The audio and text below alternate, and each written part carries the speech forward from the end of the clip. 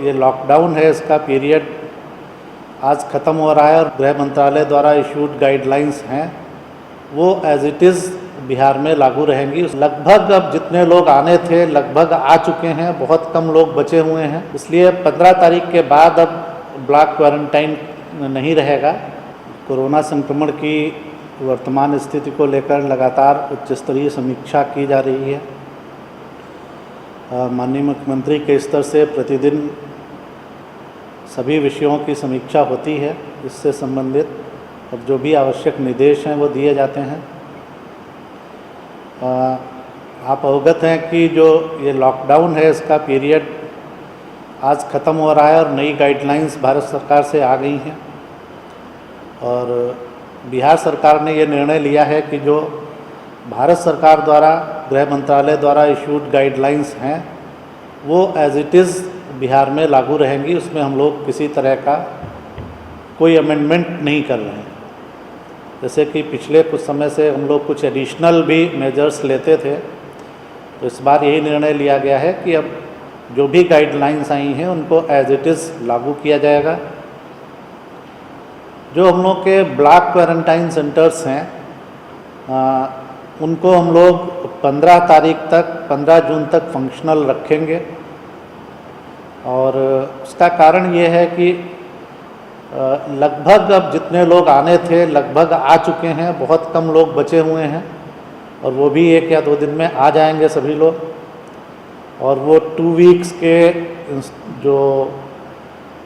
हम लोगों ने एक कैटेगरी के जो शहर डिफ़ाइन किए हैं उनमें से तो वो लोग ब्लैक क्वारंटाइन में जाते हैं, तो वो 2 वीक 15 तक होगा। इसलिए 15 तारीख के बाद अब ब्लॉक क्वारंटाइन नहीं रहेगा और सभी लोग चूँकि अभी आ जा रहे हैं और जो एक ग्रुप में जो सिटीज़ हैं उनके अलावा जो लोग हैं वो आप अवगत हैं कि वो लोग होम क्वारंटाइन में जा रहे हैं। इसलिए 2 मुख्य निर्णय ये हुए हैं कि एक तो लॉकडाउन को जो दिशा निर्देश केंद्र सरकार से प्राप्त हुए हैं गृह मंत्रालय से वो एज इट इज़ लागू किए जाएंगे और दूसरा ब्लॉक क्वारंटाइन सेंटर हम लोग ये 15 जून तक चलाएंगे और उसके बाद इन्हें समाप्त किया जाएगा। इसके अलावा एक और निर्देश माननीय मुख्यमंत्री ने दिया है कि जो डोर टू डोर स्क्रीनिंग हो रही है उस पर बहुत ज़्यादा फोकस किया जा रहा है। तो डोर टू डोर स्क्रीनिंग में विशेष रूप से अब ध्यान रखा जाएगा जो लोगों को कोई सीरियस इलनेस है, जिनको कोई अन्य गंभीर बीमारी है, क्योंकि ऐसा पाया जा रहा है कि जिन लोगों को कोई दूसरी गंभीर बीमारी है उनमें खतरा ज़्यादा है और इसलिए ये निर्णय लिया गया है कि उनको विशेष रूप से चिन्हित कर ऐसे लोगों को उनका विशेष ध्यान रखा जाएगा। इसके अलावा चूँकि अब लॉकडाउन में काफ़ी हद तक ढील दी जा चुकी है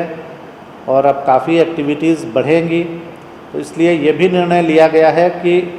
अब एक बड़े स्केल पे, मास स्केल पे अवेयरनेस प्रोग्राम चलाया जाए और सभी पंचायतों में माइकिंग के माध्यम से और विभिन्न मीडिया प्लेटफॉर्म्स के ज़रिए, जो होर्डिंग्स हैं उनके ज़रिए, रेडियो और टेलीविज़न के ज़रिए काफ़ी कह सकते हैं कि इंटेंसिटी के साथ अब ये अवेयरनेस ड्राइव चलाया जाएगा ताकि लोग अवेयर रहें, जो भी इस बीमारी से बचने के उपाय हैं उनका अनुपालन करें। तो इस सब के लिए अगले 1 से 2 दिन में हम लोग काफ़ी बड़े स्केल पर एक अवेयरनेस ड्राइव करने जा रहे हैं। ये 3-4 मुख्य जो निर्णय थे आज की समीक्षा बैठक के वो मैंने आपको बताया। जो आपदा राहत केंद्र हैं अब उनकी भी संख्या लगातार कम हो रही है। आज की तिथि में अभी 64 आपदा राहत केंद्र कार्यरत हैं। आप अवगत हैं कि ये केंद्र विभिन्न शहरों में प्रारंभ किए गए थे इस उद्देश्य से कि जो भी वहाँ पर ठेला वेंडर या दिहाड़ी मजदूर, रिक्शा चालक या अन्य ऐसे ज़रूरतमंद लोग हैं तो उनको भोजन वगैरह की समस्या नहीं हो, वो उनकी वहाँ चिकित्सकीय जाँच भी होती थी और वहाँ उनको भोजन और शेल्टर भी मिलता था। अभी की तिथि में 64 हैं जिनमें लगभग 11,500 लोग उनमें लाभ उठा रहे हैं उसका। ये लॉकडाउन है, इसका पीरियड आज ख़त्म हो रहा है और गृह मंत्रालय द्वारा इशूड गाइडलाइंस हैं वो एज इट इज़ बिहार में लागू रहेंगी। लगभग अब जितने लोग आने थे लगभग आ चुके हैं, बहुत कम लोग बचे हुए हैं, इसलिए 15 तारीख के बाद अब ब्लॉक क्वारंटाइन नहीं रहेगा।